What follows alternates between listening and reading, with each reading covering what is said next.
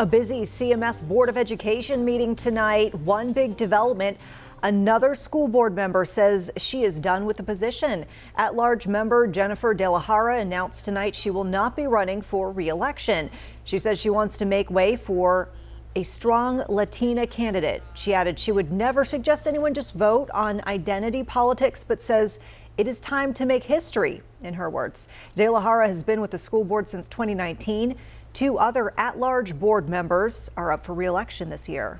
And the board tonight not naming the district's new superintendent. For weeks now, the board has said tonight would be the night they announced the new person. But late last week, they switched course, saying they needed more time to thoroughly look over the finalist. They haven't yet set a date when they will announce. All of this coming amid a contentious board meeting tonight where parents grilled the school board on a number of issues. WCNC Charlotte's Shamaria Morrison fills us in on the big topics tonight. Tuesday's board meeting a good indication of where the district stands on hot-button topics in school districts. More than 40 speakers spoke tonight, some expressing their dissatisfaction with plans to rezone and move students' school assignments in South Charlotte, causing some students to possibly change to schools miles away from where they currently are. It's about physical geography.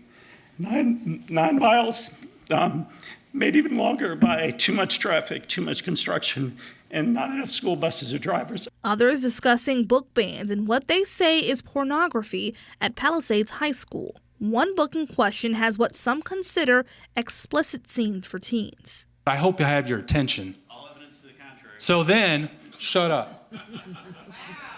So then, this particular one talks about rape of a father of a 7-year-old girl. I would never sit with my 17-year-old son and say, let's read this book together. It is so disgusting. Some say the effort to restrict books has ulterior motives. Calls for banning books, restricting access to diverse curriculum, and demonizing folks that work in education is not new.